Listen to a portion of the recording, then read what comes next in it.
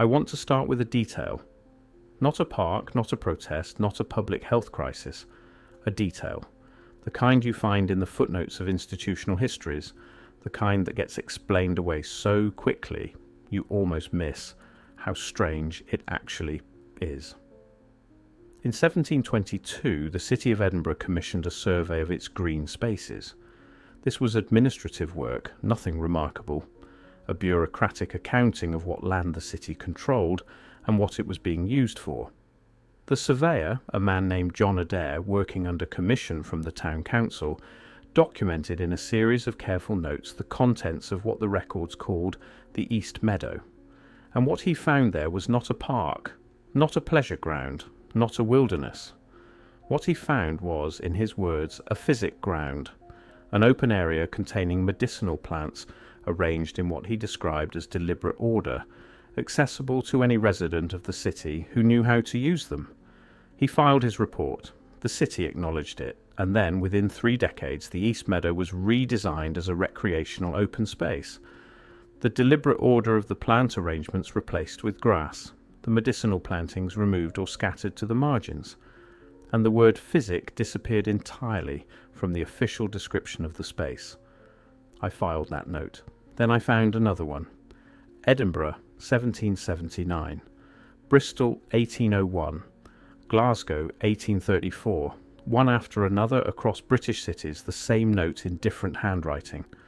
A space that was once described as a physic ground, a herb common, a medicine garden, a botanical commons, and then within a generation redesigned, renamed, the plants still there sometimes, but the description of what they were doing there, gone. I kept looking, and what I found was not an accident. It was not the organic evolution of urban space or the inevitable replacement of one use by another. What I found was a pattern, the same pattern, across cities and countries and political systems that had no obvious reason to be doing the same thing at the same time. And the strangest part, the people who administered these redesigns left very clear records. They knew exactly what they were replacing. They simply chose not to say what it was. If you've been following this series, you'll know that in our last episode we examined the reclassification of productive food forests, managed multi-species growing systems that in the records of the 1800s were described as sustaining local populations, redesignated within a compressed historical window as wilderness, as nature reserves, as conservation land, hidden in plain sight by being given the wrong name. This episode is about the same process at a different scale, not a forest at the edge of civilization, a garden at the center of it, in your city, possibly within walking distance of where you are right now, the medical garden, the physic garden, the herb common, the botanical commons. These are the names that appear in historical records across Europe, across the Middle East, across parts of Asia and the Americas, to describe spaces that modern language has almost no framework for. They were not farms, they were not wilderness, they were curated, maintained, communally accessible collections of plants with known and documented medicinal uses located within or immediately adjacent to urban centres, designed to be visited by ordinary people for ordinary health purposes.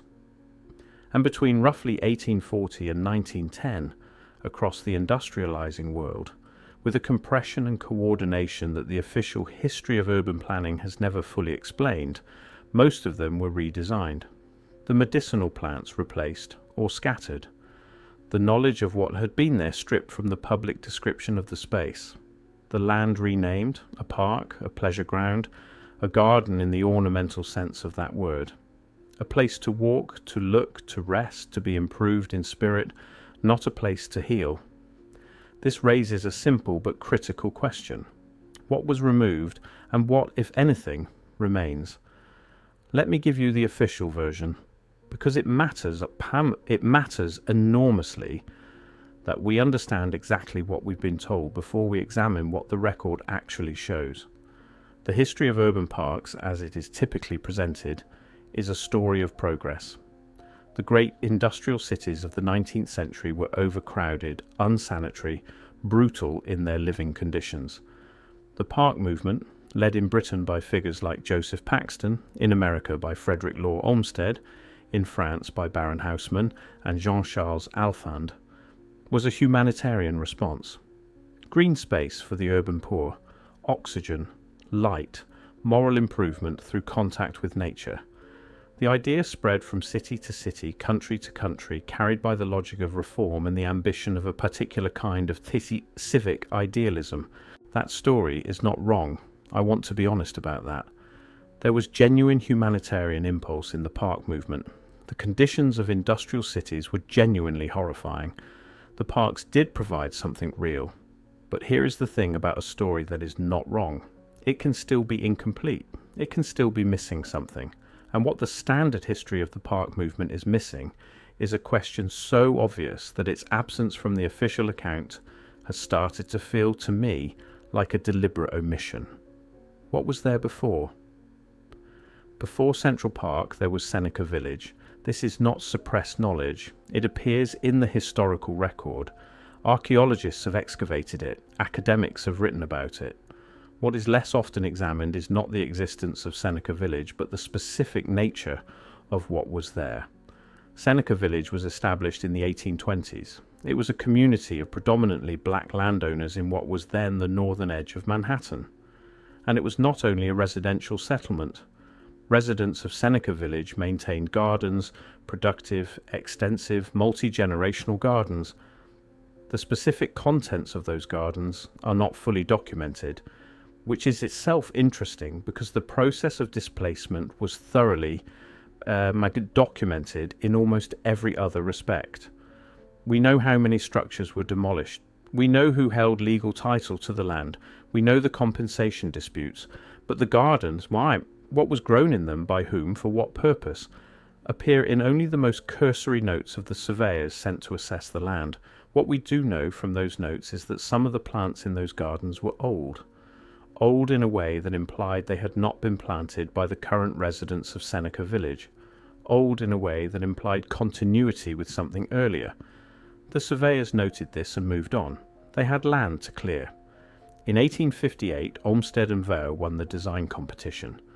Their greensward plans specified the removal of all existing plantings, the regrading of the terrain, and the establishment of a designed pastoral landscape using imported plant species selected for ornamental value. Productive plants, where noted, were not to be retained. Central Park opened to the public in 1858. The former residents of Seneca Village were gone. The gardens were gone. The old plants, whatever they were, whatever they had been doing there, were gone. Think about that. 4 years earlier, on the other side of the Atlantic, Napoleon III had commissioned Baron Haussmann to redesign Paris. This included the reconstruction of the Bois de Boulogne, the vast wooded park on the city's western edge. Pre-Haussmann, records of the Bois de Boulogne describe something considerably more complex than a woodland. They describe an interior structure, clearings with planted arrangements, specific areas where residents gathered specific plants, old growth sections where the species composition did not match natural woodland succession in the region. There are records of apothecaries, licensed pharmaceutical practitioners, conducting regular visits to the bois to harvest materials. After Haussmann, the Bois de Boulogne was redesigned along English landscape garden principles: lakes, lawns, carriage paths, ornamental plantings. The interior structure that pre-existing records described was dismantled. The apothecaries stopped coming because what they had come for was no longer there. The official record described this as beautification. The pattern repeats with unsettling precision. Hyde Park, London. This is where I want to spend some time because the archival record here is richer than most. Hyde Park has a documented history before it was a park. Before Henry VIII seized it from the monks of Westminster Abbey in 1536, it was monastic land, and monastic land in medieval Europe had a very specific character. Monasteries were, among other things, the primary medical infrastructure of their time. They maintained physic gardens, the cultivated collections of medicinal plants, as a fundamental part of their function. The care of the sick was a religious obligation. The plants required to fulfill that obligation were grown on site. Westminster Abbey's holdings at Hyde were documented in pre-dissolution records as containing exactly this kind of garden. The specific plants named in those records include species used for fever, for wound treatment, for digestive ailments, for pain management. The records are partial, as pre-dissolution monastic records tend to be, but enough survives to establish clearly what the land was being used for. Henry VIII seized it, enclosed it as a hunting ground, and the medicinal garden, if it continued to exist, continued outside of any institutional framework, tended by nobody, for nobody, in land that was now royal and private and inaccessible. Then in 1637, Charles I opened Hyde Park to the public, not as a garden, as a recreation ground.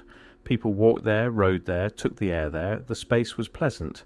It was not described at this point as medicinal. But here is the detail that stops me. When 18th century naturalists conducted botanical surveys of Hyde Park, and they did, this is documented, they found species distributions they struggled to explain. Plants with no clear dispersal pathway into the park. Old specimens of medicinal species growing in arrangements that did not match natural seed dispersal patterns. One survey, conducted in 1748 by a botanist, whose name I have been unable to trace beyond the survey itself, noted what he called a remnant physic arrangement in the park's southeastern quadrant. Plants growing in what appeared to be deliberate proximity, suggesting a former curated planting that had been maintained by its own propagation after the management ceased. He noted it. The survey moved on. The park was redesigned several more times over the following century.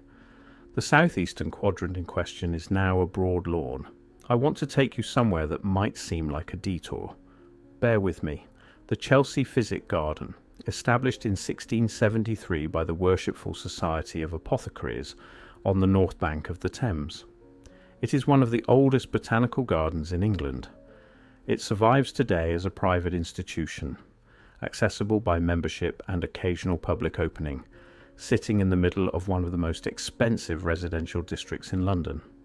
The Chelsea Physic Garden is unusual in that it never became a park. It retained its medical function. It has been documenting its plant collection continuously for over 300 years, and the reason I am telling you about it is not what it is where it is. The Chelsea Physic Garden sits on a stretch of the Thames riverbank that in pre-modern records was described as a gathering site for medicinal plants that grew naturally along the river margin. Before the Society of Apothecaries fenced it, before it became a formal institution with a name and a charter and a membership structure, there is evidence in late medieval records that this specific stretch of riverbank was already known as a place where specific medicinal plants grew in unusual concentrations. The Society did not create a medicinal garden in Chelsea. They enclosed what was already there. What was already there in Chelsea. And what was already there in dozens of other places across European cities, in the river margins and the common lands, and the spaces between buildings that had not yet been formalised into anything. Before the formalisation happened and the fencing came and the name changed, how old were those plants?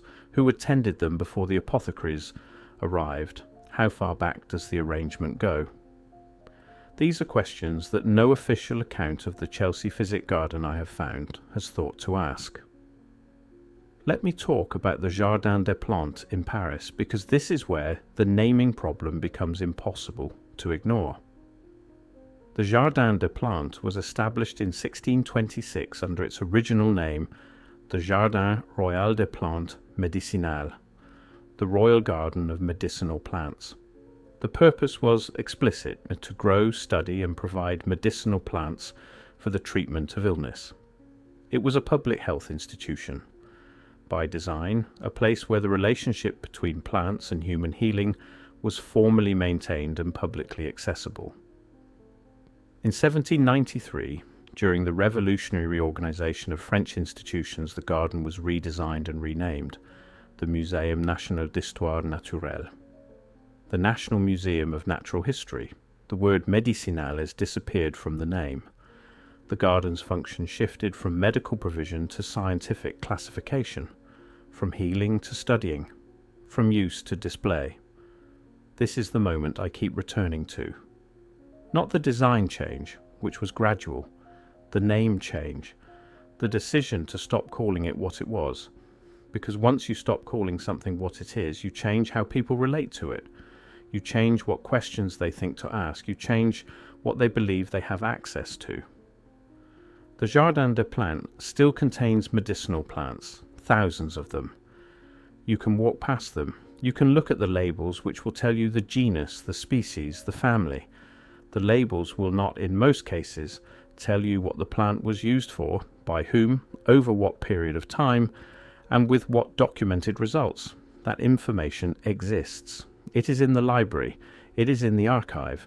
It is not on the label in the garden where anyone walking past could read it. The plants are still there. The information about what they do has been reclassified, placed somewhere that requires institutional access, academic credentials, a specific kind of permission to approach. Think about that. Now let me name the pattern, because it is specific enough that naming it precisely matters. Between approximately 1536 and 1910, with significant acceleration in two windows, the first around the 1530s to 1540s in England and Northern Europe during the dissolution of monastic infrastructure, and the second around the 1870s to 1890s across the industrializing world, the following things happened. Spaces that held communally accessible medicinal plant knowledge were systematically removed from that function. The mechanism varied. In the first window, it was the dissolution of the monasteries, the seizure of Catholic institutional land by Protestant crowns, which destroyed the network of physic gardens attached to monastic medical practice across England, Germany, Scandinavia, and the Low Countries. Centuries of botanical medical knowledge tended and transmitted through institutional continuity had its institutional continuity severed. In the second window, it was the park transformation, the redesign of urban common lands, city edge forests, and informal gathering spaces into recreational parks, ornamental gardens, and pleasure grounds, productive plants replaced by ornamental ones, medicinal arrangements dismantled, the knowledge of what had been there stripped from the public description of the space. And between these two windows, the third thing, the consolidation of medical authority. In the 1870s and 1880s, the same compressed decade in which the park transformation accelerated, medical licensing laws were enacted in country after country. In Britain, the Medical Act of 1858. In Germany, unified medical licensing under Bismarck. In the United States, state-by-state medical practice acts beginning in the 1870s, culminating in the American Medical Association's full lobbying power by the 1890s. These laws defined legitimate medicine. They defined it in ways that excluded plant-based practice. They defined herbalism, botanical medicine, and the knowledge traditions that had used the common medicinal gardens as primitive, unscientific, and eventually illegal. Three processes, three different mechanisms, operating across competing political systems, empires, republics, constitutional monarchies, all doing the same thing within a historically compressed window. Remove the plants from public access, remove the knowledge from public education, remove the practitioners from legal legitimacy. This is the coordination problem. And the coordination problem does not have an official explanation that I find adequate. I want to be careful here about what I'm claiming. I am not claiming that a secret council decided to eliminate herbal medicine and sent instructions to London and Paris and New York and Berlin simultaneously. I cannot demonstrate that. I am wary of anyone who claims they can. But here is what the evidence does suggest. That there was, in the second half of the 19th century, a convergence of institutional interests. Pharmaceutical manufacturing, newly licensed medical establishments, and city planning reform movements that all found it useful, for different but aligned reasons, for the public's relationship with medicinal plants to be disrupted. The pharmaceutical industry, newly industrialized, newly capable of manufacturing and distributing chemical compounds at scale, had a commercial interest in replacing plant-based domestic medicine with purchasable products. The licensed medical establishment had a professional interest in eliminating unregulated competition. The park reform movement had an aesthetic and moral interest in replacing what it called the chaotic, productive, use-driven urban commons with the clean, designed, legible pleasure ground. None of these interests required coordination. They simply aligned. And the result of that alignment across the cities of the industrializing world, within the same compressed window of time, was the same. The gardens went, and with them the public's ability to walk outside and gather what they needed to treat what ailed them. Here is where it becomes something I genuinely cannot explain. The plants did not all go. Some of them are still there, in parks you have visited, in green spaces you walk through regularly, growing in arrangements that, if you look carefully, look less like natural colonization and more like the ghost of something deliberately planted. Yarrow Achillea millefolium grows in parks across the temperate world. It is classified as a weed in most municipal management guidelines. It is one of the oldest documented medicinal plants in human use, with a history of application for wound healing, fever reduction, and anti-inflammatory treatment stretching back at least 3,000 years.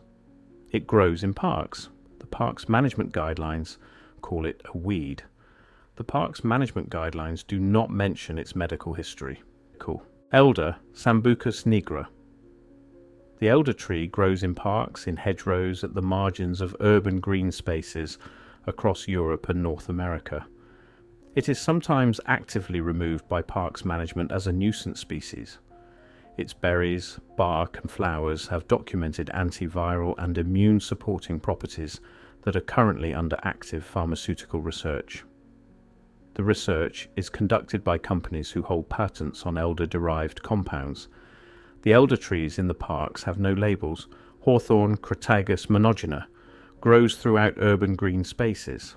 Berries, leaves and flowers are the subject of extensive clinical research for cardiovascular health, planted throughout the park systems of European cities in the 19th century. The planting records I have found do not mention this use. They describe hawthorn as a structural plant, a hedging species selected for density and visual screening. But here is the detail that stops me. The species selected for urban planting in the redesigned parks of the 1870s and 1880s. The species that Olmsted specified, that Alphand specified, that the English landscape garden tradition had been developing since the 18th century were not random. They were selected from a narrow range of aesthetically valued species. And yet, within that selection, a remarkable proportion of the chosen species also happened to be medicinal. Either the park designers chose plants for their looks and happened, by coincidence, to select a statistically improbable number of species with documented medical uses, or they knew what they were selecting and, for reasons the official record does not explain, chose to preserve a usable pharmacopoeia in the parks while removing the public knowledge of what it was. I don't have an answer to this. I'm not going to pretend I do. But the question will not leave me alone. Let me take you somewhere specific. Brockwell Park in South London, established as a public park in 1891.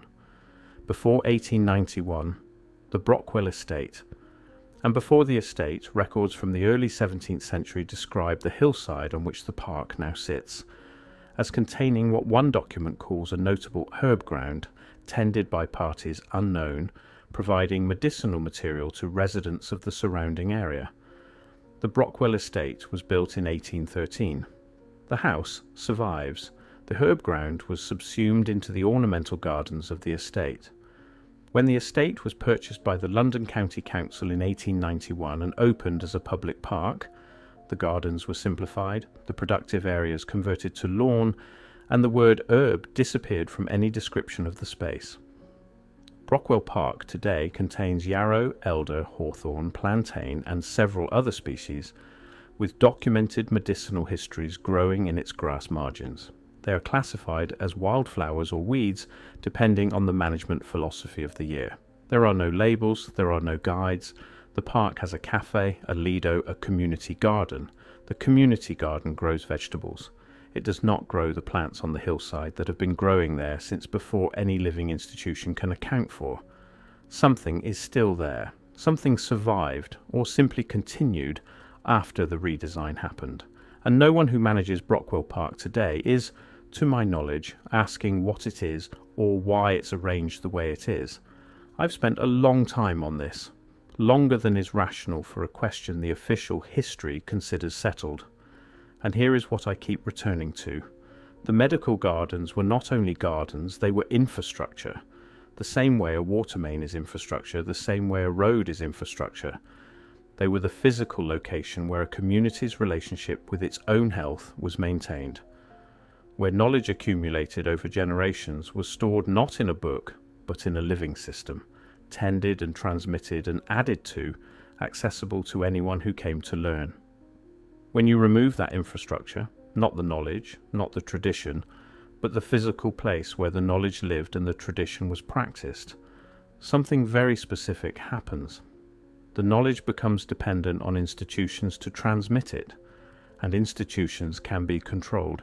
Institutions can be licensed and delicensed. Institutions can be funded and defunded. Institutions can decide what is medical knowledge and what is folk superstition.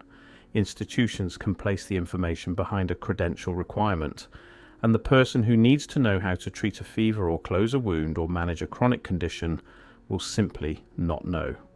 Not because the knowledge doesn't exist, because the place where it was accessible no longer exists. The park is beautiful. I want to be clear about that. I walk in parks, I value parks, but the park is also a replacement. And the question I find impossible to stop asking is not whether the replacement was better or worse than what it replaced. That is a question I don't have standing to answer, Cam, but whether the replacement was chosen and who chose it and what exactly they understood about what they were choosing to end. The plants are still there.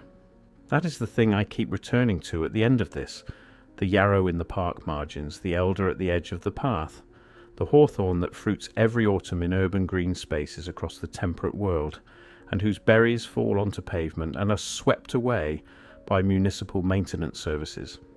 They are still there, continuing to do whatever it is they were doing before the Parks Department existed, before the licensing laws, before the pharmaceutical manufacturers, before the park transformation redesigned the urban commons into pleasure grounds.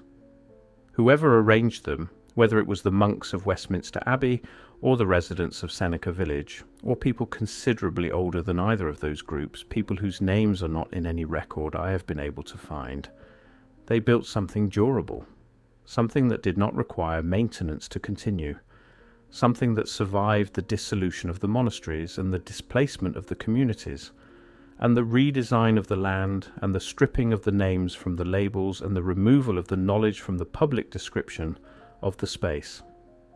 The plants are still there, growing in the parks, in the margins, in the spaces between the ornamental plantings, with no label that tells you what they are or what they do, or why they are arranged the way they are arranged. And somewhere in that arrangement, in the specific combination of species, in the positioning relative to one another, in the persistence of the thing across centuries of institutional disruption, there is a question that someone at some point went to considerable trouble to make sure you would not know to ask, can you see what we made? Do you understand what you're walking through? And if you do, now that you do, what will you do with it?